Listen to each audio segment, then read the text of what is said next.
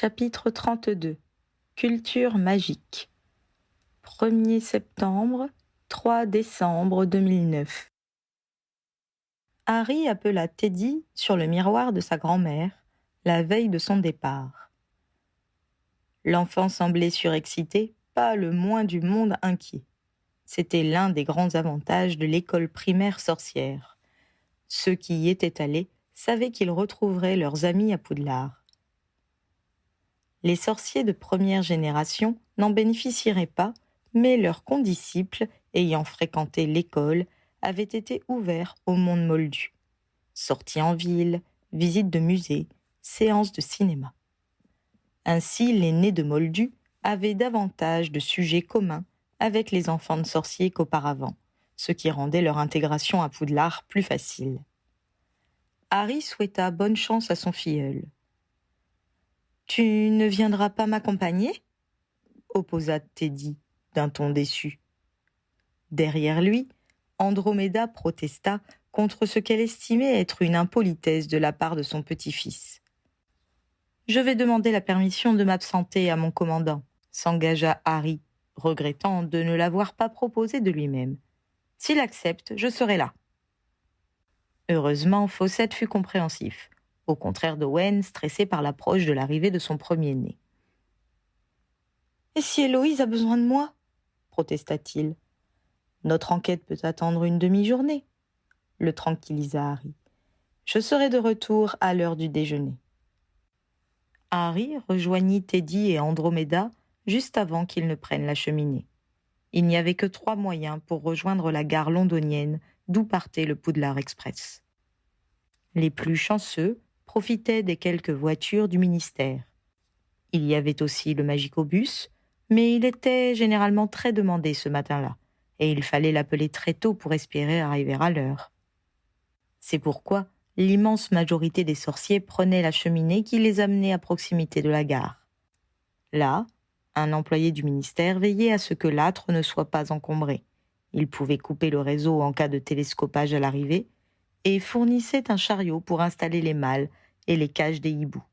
Il s'assurait également que parents et enfants soient correctement habillés pour paraître dans un lieu public non sorcier. Harry s'était souvent demandé pourquoi la cheminée ne débouchait pas directement sur le quai 9¾ Il avait questionné Hermione qui n'avait pu donner de réponse. Il semblait que l'habitude s'était prise au XIXe siècle quand le train avait été mis en service et que personne, depuis, n'avait osé remettre en cause cette institution. Harry éprouva une étrange nostalgie en traversant le hall encombré par les voyageurs pressés. Il se remémora sa première rentrée, sa panique en ne trouvant pas le quai si bizarrement nommé et la présence salvatrice de Molly Weasley. Autant Teddy avait l'air enthousiaste la veille, autant il était calme et pâle ce matin-là. Sans doute venait-il de réaliser qu'il ne reverrait pas les membres de sa famille avant de longs mois. Il tenait convulsivement la main de sa grand-mère, en lançant des regards nerveux vers son parrain, qui s'occupait du chariot. « Viens avec moi » proposa Harry quand ils arrivèrent près du mur à franchir. Il plaça l'enfant devant lui, lui faisant poser les mains entre les siennes, et poussant ensemble les bagages, ils traversèrent la limite qui les séparait du quai magique. « Ça va, bonhomme ?» demanda-t-il une fois de l'autre côté. « Oui, oui, » répondit Teddy d'une petite voix en rouvrant les yeux. « Tu t'en es très bien tiré, » lui affirma Harry. « Tu retrouves des copains ?» L'enfant regarda autour de lui et cria « David !» Un petit garçon se retourna devant eux. Harry reconnut près de lui Hélène Alderton, la veuve de l'Aurore qui avait succombé à l'attaque du feu démon 4 ans auparavant. Andromeda, qui s'était rapproché d'elle suite à cette tragédie, salua chaleureusement la mère et le fils. « Comme tu as bien grandi durant les vacances !» félicita-t-elle le jeune garçon. Ils remontèrent ensemble le train pour trouver un compartiment de libre. Comme il n'était que 10h30, cela changeait des arrivées haletantes avec la famille Weasley à 11h moins 5, ils repérèrent des emplacements vides dès la seconde voiture. Harry fit rapidement léviter les bagages des 2 enfants pour les placer dans un coin, puis ils redescendirent sur le quai. Le moment des adieux commença. Maintenant, Teddy semblait lutter contre les larmes. Obéis bien au professeur, recommanda Andromeda. Et n'oublie pas de nourrir Moustachu. Amuse-toi bien et ne va pas trop loin dans la forêt interdite, conseilla Harry. Ne va pas du tout dans la forêt interdite, corrigea Andromeda d'un air horrifié. N'oublie pas que tu n'es pas obligé d'aller à Eurifondor. Serre d'Aigle, c'est très bien aussi. Ou alors Poufsouffle, comme ta mère. Il paraît qu'il y a maintenant des gens très bien à Serpentard, compléta Harry, pour être certain que son filleul ne se ferait pas de soucis sur son attribution. Si tu sors, après le couvre-feu, essaie de ne pas te faire prendre, ajouta-t-il. J'apprécierais ne pas recevoir de hibou de ton directeur de maison, précisa fermement la grand-mère. Teddy souriait désormais et faillit éclater de rire quand son parrain lui fit un clin d'œil. Les adultes en profitèrent pour embrasser l'enfant. Teddy commençait à monter dans le train lorsque la famille Moldu, qu'ils avaient déjà croisée sur le chemin de traverse, passa près d'eux. La petite fille regardait autour d'elle, l'air complètement terrifié. « Tu pourrais lui proposer de partager ton compartiment et lui présenter tes amis » souffla Harry à son filleul. Teddy hésita, puis lança d'une voix désinvolte. « Hey, monte avec nous, on a de la place !» La petite l'observa timidement, puis, une fois qu'elle fut persuadée que c'était bien à elle qu'il s'adressait, regarda ses parents comme pour leur demander leur avis. Ceux-ci l'encouragèrent, sans doute ravis de la laisser avec des camarades de son âge. « Allez, viens donc !» la pressa Teddy d'un ton condescendant. Andromeda eut un raclement de gorge qui réduisit, mais de très peu, l'air suffisant de son petit-fils. Harry sourit gentiment à la petite. « Tu verras, Poudlard est un endroit fantastique. » Un peu rassurée, elle embrassa ses parents et grimpa à côté de son nouveau camarade. « Je vais vous aider, » proposa Harry en voyant le père tirer avec difficulté la malle hors du chariot. Remontant dans le train, il fit planer le bagage en douceur et le déposa à côté de celui de son filleul. Quand il redescendit, la fillette était en train de récupérer une cage que lui tendait sa mère. « T'as du pot, t'as eu un hibou, toi !» furent les dernières paroles que les parents entendirent quand Teddy entraîna sa camarade vers le compartiment. « C'est un gentil garçon que vous avez là, » fit remarquer le père avec reconnaissance. « J'avais peur qu'Isabelle ait du mal à s'intégrer. »« C'est difficile pour tous les enfants de quitter leurs parents, » commenta Andromeda d'une voix triste. « La maison va faire vide, » renchérit Mrs. Alderton, qui était restée avec eux. Par la fenêtre, on voyait les 3 collégiens prendre possession de leur banquette. Teddy parlait sans interruption à la petite qui semblait subjuguée. Sur le quai, des familles en retard couraient dans le bruit de ferraille de leurs chariots avant d'abandonner précipitamment leurs enfants sur les plateformes avec leurs malles qu'ils devraient traîner dans les couloirs jusqu'à trouver un compartiment accueillant. Le sifflet du chef de gare retentit. Les portes claquèrent et le convoi se mit en marche dans un panache de fumée. Des mains et des mouchoirs furent agités du train et du quai, et, une fois la vapeur dissipée, il ne resta plus que des parents esselés. « Bon, on ne l'a pas raté au moins, » dit Harry pour ne pas laisser le silence s'installer. « Non, » répondit Andromeda, d'un ton donnant à entendre qu'elle le regrettait presque. « Ils reviennent le 19 décembre, n'est-ce pas ?» précisa la mère Moldu, comme si elle espérait qu'on lui donne une date plus proche. « Mais ils vont tellement s'amuser là-bas !» positiva courageusement Hélène Alderton. Quand Harry laissa Andromeda au sortir de la gare, il lui conseilla de passer chez Molly prendre une bonne tasse de thé. Elle acquiesça avec un sourire triste et précisa.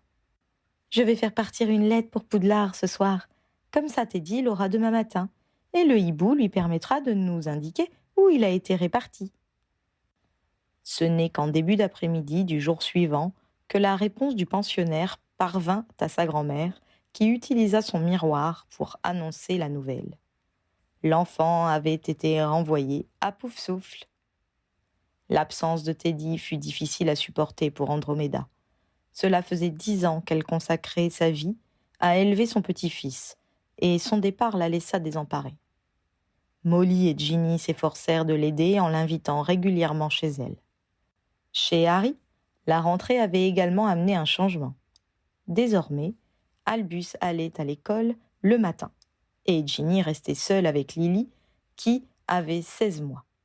2 semaines après le début de scolarité de leur cadet, Ginny prit Harry à part à son retour du travail. « J'ai eu un mot de la maîtresse, » lui apprit-elle. « James s'est battu pendant la récréation. »« Oh non !»« Hélas si ! Quand je lui ai demandé pourquoi il avait fait ça, il m'a répondu que des grands, il parle de gamins de 5 ans, n'avaient pas été gentils avec Albus. » Les 2 parents échangèrent un regard. Même si l'attitude belliqueuse de leur aîné posait problème, savoir qu'il tenait suffisamment à son petit frère pour le défendre était plutôt une bonne nouvelle. « Je lui ai dit que c'était bien de veiller sur Albus, » continua Ginny, « mais que la prochaine fois, je préférerais qu'il en réfère aux maîtresses, parce que se battre n'est pas la bonne solution. J'aimerais que tu lui parles toi aussi. » Harry redit donc avec d'autres mots ce que Ginny avait déjà formulé, et James promit qu'il éviterait de taper sur les autres à l'avenir. Effectivement, aucun nouvel incident de ce type ne fut à déplorer. À la mi-septembre, Owen arriva un matin, les yeux cernés, mais avec le champagne. Il était désormais père d'une petite fille. Toute la brigade souhaita longue vie au nouveau-né.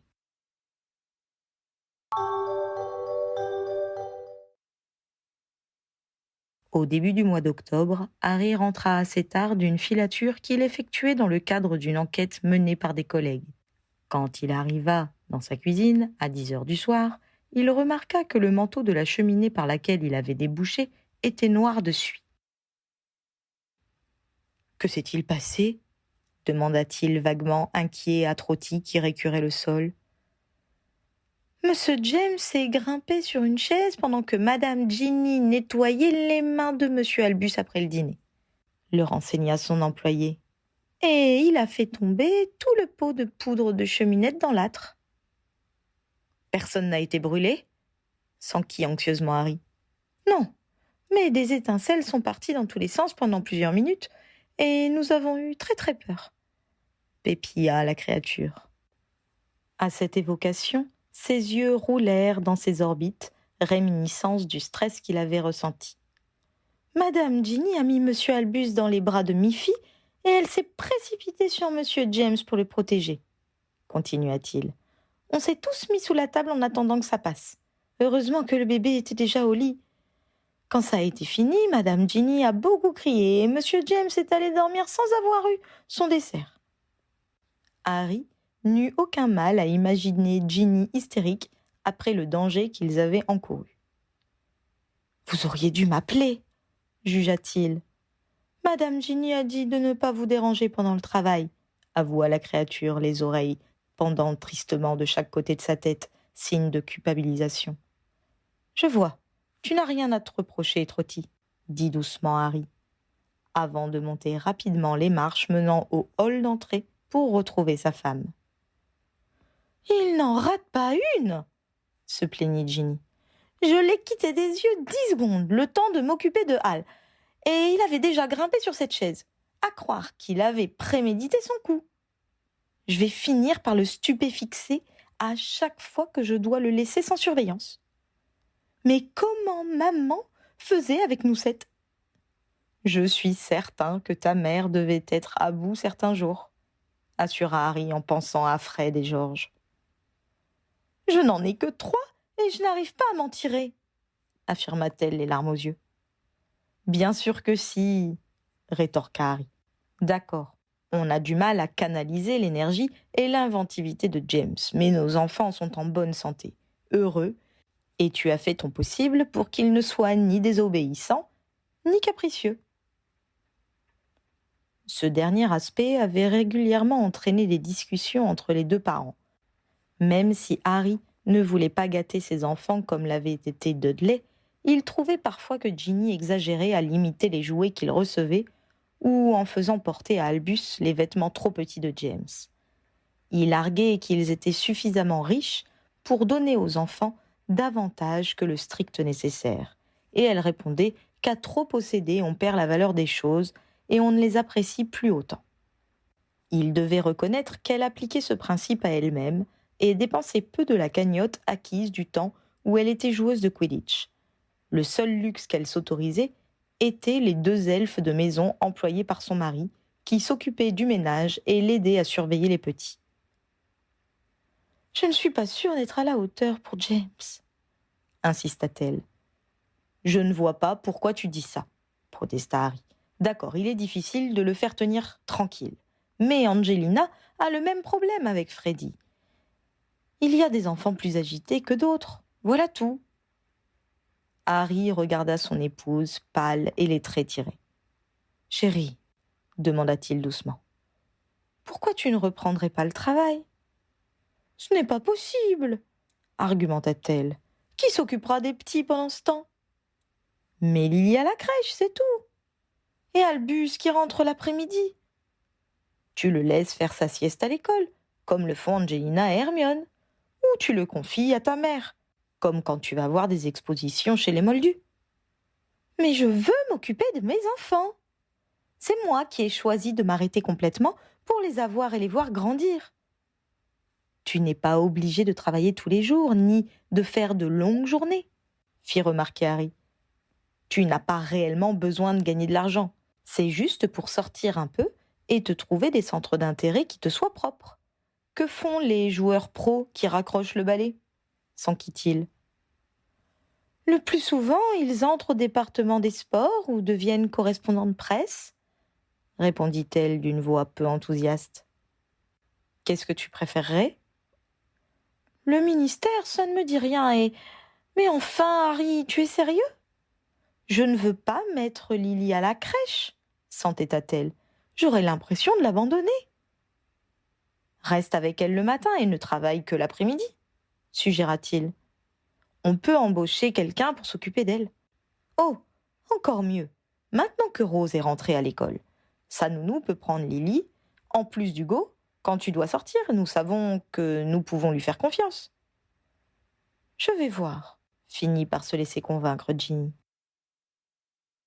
« 15 jours plus tard, Ginny confia les petits à la nounou et passa son après-midi avec Luna qui était de retour en Angleterre pour la semaine. Elle entreprit Harry dès qu'il mit le pied dans le salon. « Que sais-tu de la magie égyptienne ?»« Pas grand-chose, » convint-il en se penchant pour l'embrasser. « Et de la magie africaine ?»« Rien du tout, » reconnut-il. « Les enfants sont déjà couchés ? » « Oui, il est 8h30. » « Et les formules magiques aztèques, tu connais ? » « Ça existe ? » « Harry, tu réalises à quel point tu es inculte ? » « Je fais ce que je peux, » répliqua Harry vexé. « Je te rappelle que j'ai été élevé chez les Moldus. »« Je ne parlais pas que pour toi, mon cœur. Je ne saurais rien des Égyptiens si Bill ne nous avait pas invités à le rejoindre quand j'étais jeune. Et c'est Luna qui m'a parlé du reste. Ce que je veux dire, c'est que nous ne sommes pas seulement ignorants de la façon de vivre des Moldus, mais aussi à propos de toutes les autres formes de magie pratiquées dans le monde. »« Oh !» comprit enfin Harry. « Tu devrais écrire au professeur Brocklehurst pour lui suggérer d'ajouter ça dans son cursus, » conseilla-t-il. « Ce n'est pas à ça que j'ai pensé, » répartit Ginny. « Pourquoi limiter ce savoir aux enfants, sans compter que cela ne serait qu'une option que la plupart ne prendront pas. Ce que j'aimerais, c'est faire connaître cela à tout le monde. » « Tu veux faire des conférences sur le sujet ? » « J'envisage de fonder un musée de la magie. » Harry la contempla. Elle avait les joues roses et les yeux brillants. Il avait l'impression de retrouver celle qu'elle était quand elle jouait encore au Quidditch et qu'elle se battait pour être parmi les meilleurs de son équipe. « Ce sera sans doute très intéressant, » approuva-t-il chaudement. « Cela existe déjà ailleurs ? » s'enquit-il. C'est la notion même de musée qui n'est pas vraiment présente dans le monde magique, lui apprit-elle. Il y a des collections privées que l'on peut visiter dans certains pays, mais il n'y a pas de volonté d'universalisme. Je veux dire qu'on est limité à ce que le propriétaire a eu envie d'acheter et de montrer. Or, il n'y a que rarement une intention pédagogique derrière. Alors ce serait ton but ? Souligna-t-il. Exactement.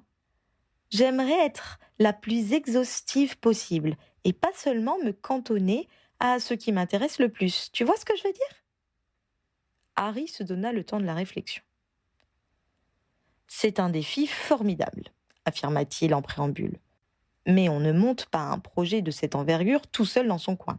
Il faut des locaux, de l'argent, rencontrer des sorciers dans d'autres pays et ensuite entretenir les lieux de visite, protéger les pièces présentées.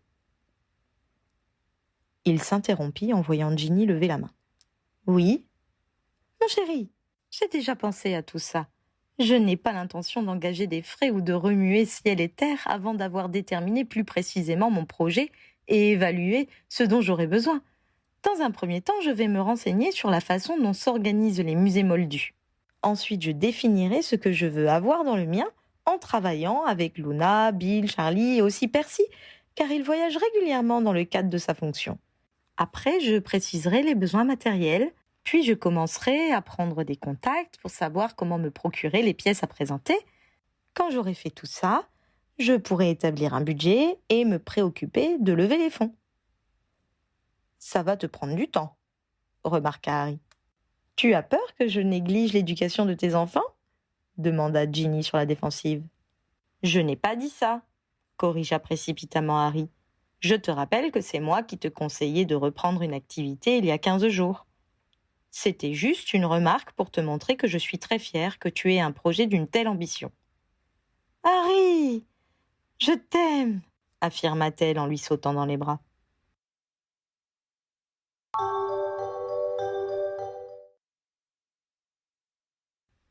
Les jours suivants, Harry prit l'habitude de naviguer entre les catalogues de musées londoniens et des livres moldus traitant de la muséologie.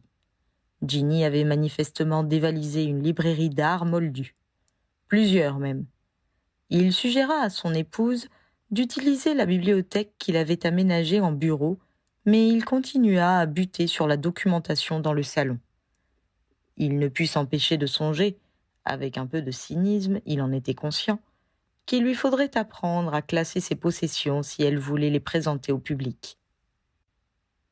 Le dimanche suivant, Ginny exposa son projet devant toute la famille. « Les moldus ont vraiment de bonnes idées », remarqua son père. « On pourra y emmener les enfants à partir de quel âge ?»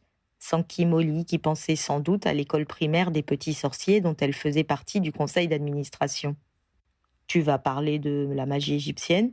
s'intéressa Bill. « Je suis en contact avec des amis qui sont toujours là-bas, si ça peut te rendre service. »« Vas-tu te limiter à la magie sorcière ?»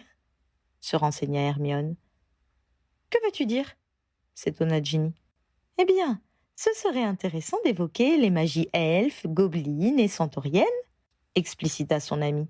Cela rappellera que nous n'en avons pas l'exclusivité.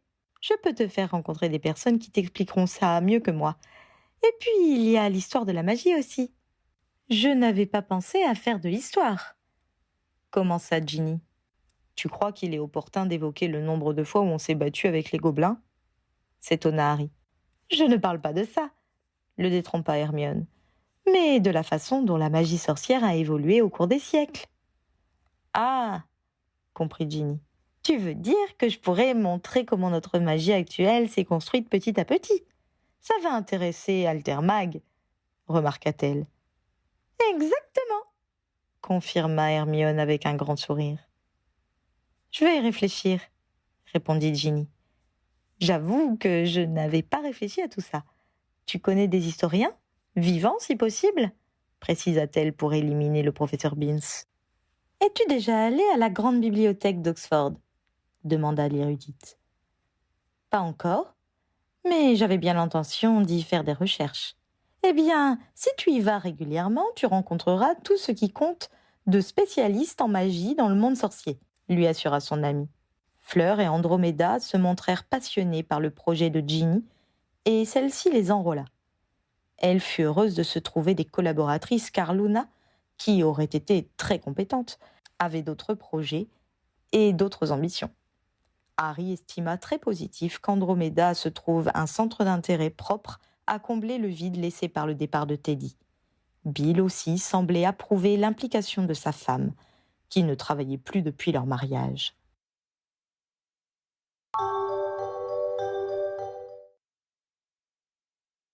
En novembre, Ginny et ses 2 comparses avaient lu tout ce qu'elles avaient trouvé sur la muséologie. Les 3 femmes entreprirent de voyager en porte-au-loin long courrier pour visiter des musées moldus sur tous les continents. Pour ne pas pénaliser ses enfants, Ginny partait après avoir déposé les garçons à l'école et déposé Lily chez son frère. Ginny s'arrangeait également pour rentrer à temps pour les faire dîner et les coucher. Quand ce n'était pas possible, c'est Harry qui finissait plus tôt pour s'en occuper lui-même. Elles passèrent ensuite à la seconde partie du programme, décider les formes de magie qu'elles présenteraient et définir la façon de les exposer. Elles lurent de nombreux ouvrages traitant des magies étrangères qu'elles empruntèrent dans différentes bibliothèques. Celle du Square Grimoire se révéla particulièrement fournie en la matière.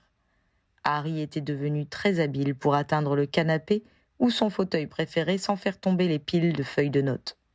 Les enfants avaient moins de délicatesse envers les affaires de leur mère, mais cela ne suffit pas pour convaincre celle-ci de circonscrire ses documents à la bibliothèque. Même si Harry trouvait parfois agaçant de constater que sa femme était tellement occupée qu'elle ne se rendait parfois pas compte de son retour le soir, il dut convenir que sa conversation était nettement plus instructive et variée qu'auparavant.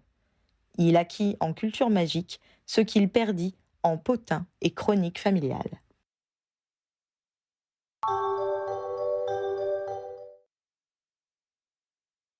Ils entraient dans le mois de décembre et Andromeda comptait les jours qui la séparaient de ses retrouvailles avec son petit-fils, quand Fawcett passa voir Harry à sa table de travail et le pria de le suivre. « Le ministre de la Magie nous demande », indiqua-t-il une fois qu'ils furent sur le palier. Pendant qu'ils attendaient l'ascenseur, Harry examina la physionomie de son supérieur. Le commandant n'avait pas l'air spécialement ennuyé. Rien ne laissait présager une mauvaise nouvelle. Mandy, qui occupait toujours le poste de confiance auprès du ministre, les introduisit sans délai dans le bureau de Kingsley.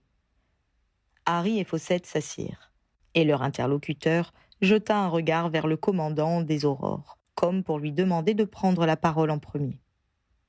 Suite à diverses affaires de contrebande comme celle que nous avons démantelée en 2005, commença Fawcett, la CIA, c'est-à-dire la Confédération internationale des Aurores, a pris la décision de créer une commission qui aura pour tâche de croiser le résultat des enquêtes des différents pays qui y adhéreront. Chaque pays devra désigner un délégué qui synthétisera les rapports d'enquête et confrontera ses connaissances à celles des autres. J'ai indiqué à Kingsley que j'étais intéressé par cette fonction et il a accepté de me nommer à ce poste. Je commencerai le 1er janvier prochain. « Toutes mes félicitations, commandant », réagit Harry. « Nous avons considéré que cette tâche représentait une grosse somme de travail, pour ne pas parler des nombreux voyages à l'étranger que cela implique, » continua Kingsley. « En clair, c'est parfaitement incompatible avec le poste de commandant des Aurores. Je dois donc nommer une autre personne à cette place. » Harry hocha la tête, tout en tentant de garder une physionomie neutre, même si la suite lui apparaissait maintenant clairement. Il savait depuis longtemps qu'on le formait pour prendre de grandes responsabilités. Il s'était cependant persuadé qu'il serait dans un premier temps nommé second, avant qu'on lui propose la plus haute fonction. Sauf que c'était lui qui était assis dans ce fauteuil et non Janice. « Après en avoir discuté ensemble, Dave et moi, nous sommes tombés d'accord sur ton nom, » confirma le ministre. « Harry, acceptes-tu le poste de commandant ?» L'interpellé regarda tour à tour les 2 hommes. « Janice ferait sans doute très bien l'affaire, » opposa-t-il loyalement. « Elle est en outre bien plus au courant que moi pour les aspects administratifs. Cela fait longtemps qu'elle s'est arrangée pour me faire savoir qu'elle n'était pas intéressée. » Le tranquillisa Fawcett. « Elle préfère rester sur le terrain. »« Moi aussi, j'aime le terrain, » fit remarquer Harry. « Nous le savons, » reconnut Kingsley. Mais il n'y a personne d'autre dans la brigade qui ait un sentiment de responsabilité envers notre communauté aussi développé que le tien, ni autant de recul par rapport à la magie noire. Tu as également un sens aigu de la justice, qui t'a amené à conseiller à St. John's Bielensky de déposer un rapport qui nous a aidés à améliorer notre procédure judiciaire. Harry ne put s'empêcher de jeter un regard un peu coupable vers Fawcett, mais ce dernier ne paraissait pas surpris. « Tu as eu de nombreuses idées pour rendre les enquêtes plus rigoureuses, » continuait Kingsley. « Et tu as complètement pris en main la modernisation et l'entraînement de toute la brigade depuis 4 ans. Je sais en outre que tu n'as pas de goût démesuré pour le pouvoir et que tu feras toujours ton devoir en conscience. » Pour l'aspect administratif, enchaîna Fawcett, il te faudra sans doute un peu de temps pour t'y mettre, mais Janice sera là pour t'aider. Je vais devoir rester toute la journée au bureau ? S'inquiéta Harry. Tu pourras superviser les actions d'envergure sur le terrain comme je le faisais moi-même, le rassura Fawcett. Je sais que ta modestie naturelle t'empêche d'admettre ta valeur réelle, conclut Kingsley. Mais je peux t'assurer que tu es vraiment fait pour ce poste. Il y eut un silence et Harry comprit que les 2 hommes attendaient sa réponse. Il songea un moment leur demander un délai de réflexion, mais il réalisa qu'il n'en avait pas besoin. Il était persuadé que, malgré ses lacunes, il était le meilleur profil de la brigade pour remplacer le commandant sortant. « J'accepte, » dit-il d'une voix ferme. « Toutes mes félicitations, commandant, » lui retourna malicieusement Fawcett. « Merci, Harry, » dit plus sobrement Kingsley.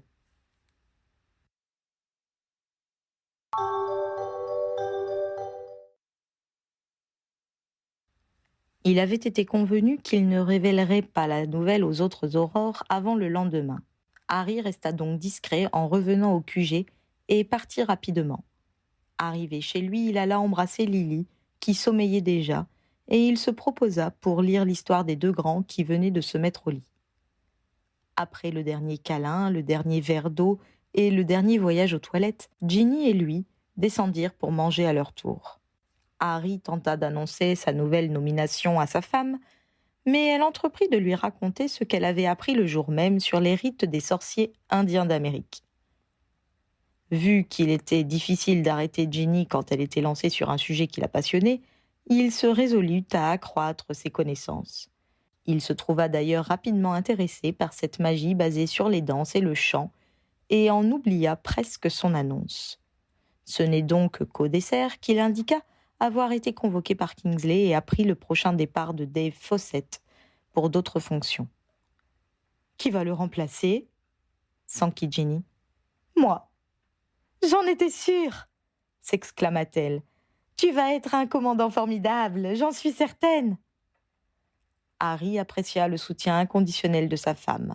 « Tu l'as annoncé à Ron et Hermione ?» demanda-t-elle. « Pas encore. Je voulais que tu en aies la primeur. D'ailleurs, ce n'est pas officiel, et ça doit rester dans la famille jusqu'à demain. » Ils les appelèrent immédiatement avec le miroir de Harry. Ron et Hermione se montrèrent ravis et témoignèrent leur satisfaction de voir leur ami si bien récompensé de ses loyaux services. Ginny joignit ensuite ses parents. Arthur sourit avec bonhomie dans la glace, tandis que Molly criait de joie derrière lui. Harry comprit que son beau-père était déjà au courant, et que Percy l'était sans doute également. Le conseil des chefs de département avait eu lieu le matin même, et sa nomination y avait sûrement été annoncée, voire débattue. À peine avait-il mis fin à la communication qu'ils reçurent des appels des autres membres de la famille, prévenus par Ron. Il fut décidé de dîner tous ensemble le lendemain au Square Grimmauld pour fêter l'événement.